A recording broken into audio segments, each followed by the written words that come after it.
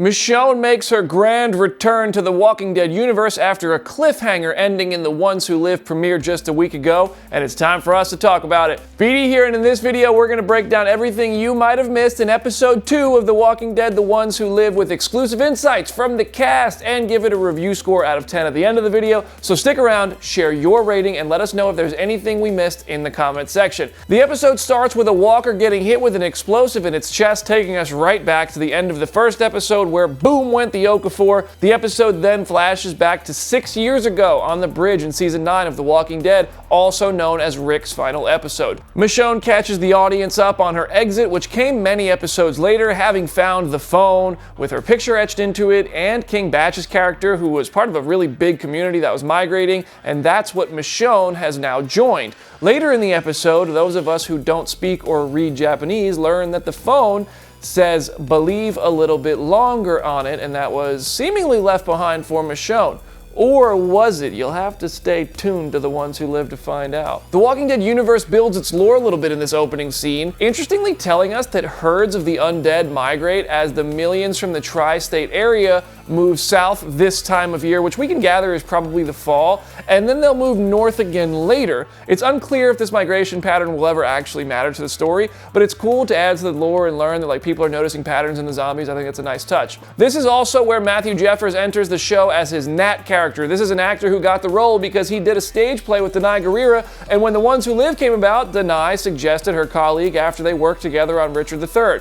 This Nat character has a habit of flicking a Zippo lighter and staring at the flame, which takes us back to Rick and his speech to Okafor in the helicopter from the end of episode 1, sharing how as a kid his father burnt down the farm in order to save it, emphasizing that this show seems to be about lighting a flame to change the CRM and world, possibly having to burn it all down as a means to save it and build something better back up. Michonne regularly radios for Choto, but gets no response on her radio. This is a call out and a try to communicate with Judith back in Alexandria using a code name that they came up with for each other late in the main show.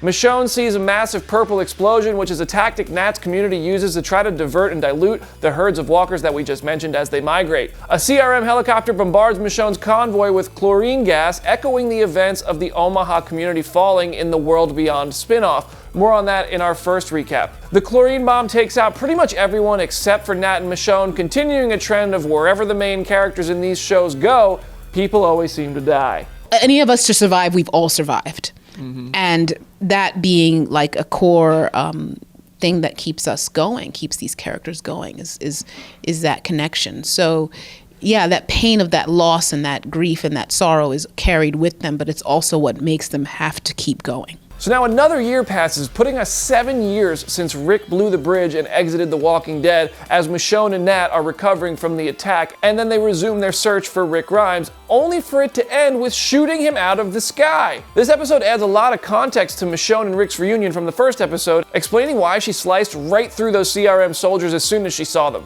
It's pretty cool how if you look at this, we see the other side of Okafor's death with Nat launching the missile that took down Rick's chopper, and when you look at some of these moments side by side, you can see the consistency in the explosions from both perspectives now, which is a nice touch and attention to detail. Now the episode has fully caught up in the timeline to the events of the end of episode 1 of The Ones Who Live, and Nat is the first one to get killed off. Scott really tricked me because, you know, in that scene where Nat's like, I can come with you, we can do it together, I was like, oh, great, let's go. Let's LFG, you know, like let's go on this journey.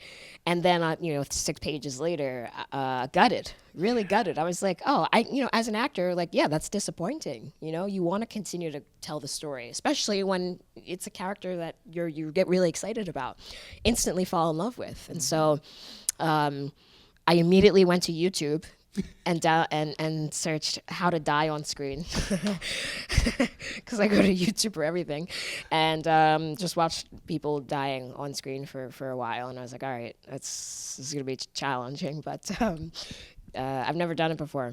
You can find that full interview with Matthew Jeffers on the Comicbook.com YouTube channel. Rick explains that Michonne has to lie about who she is because the CRM is coming. He's clearly trying to keep her, Judith, and Alexandria alive and safe and a secret. He never asks about his son RJ because he doesn't know that RJ exists. Michonne was pregnant with her and Rick's baby before the bridge exploded, and Rick flew away, but Rick didn't know that he had a son on the way, and he still hasn't found out. Michonne has to hide her name when talking to the CRM, going with a fake name of Dana and making up a fictional sister. The story she cooks up here isn't too unlike her real story, putting herself in Georgia, and we all know her and Rick first met at the prison in Georgia back in the show's 3rd season, and she also used to keep pets of her boyfriend and family members as zombies that kind of protected her along the way. So making up a sibling, that's close enough.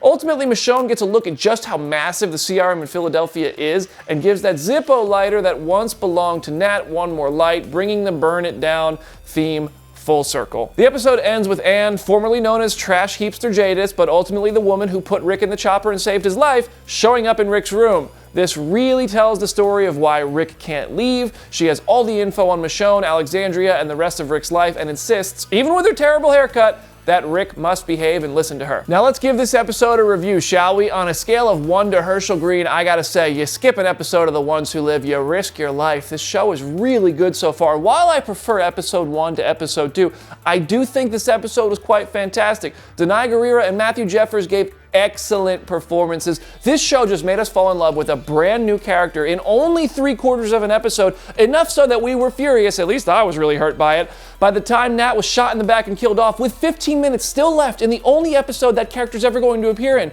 Michonne's story since leaving the main show is fully revealed, which I appreciate. Going in, I had a feeling this would end at the same point in the timeline that the first episode ended, just showing Michonne's side of the journey in this time. And that made me a bit bummed and nervous. Seeing as we only have 6 episodes of The Ones Who Live, I wanted to see the plot move forward. So when the episode progressed beyond the point of Rick and Michonne's reunion, I was thrilled. It also kept the questions going, reinforced how big the CRM is, and posed an interesting new mystery with the return of Anne/Jadis and how Rick will handle her, how Rick and Michonne's relationship will or won't be able to exist in the CRM in Philadelphia, and how they can possibly try to get back to Alexandria given the enormity of the CRM. I really was entertained and thrilled and just intrigued by this episode. So on a scale of 1 to 10, I'm giving episode 2 of The Walking Dead, The Ones Who Live, an 8.8 out of 10. What did you think of The Walking Dead, The Ones Who Live episode 2? Share your thoughts in the comment section and subscribe to the Comicbook.com channel on YouTube for more weekly videos just like this one, exclusive interviews, and so much more. I'm BD. I'll see you there.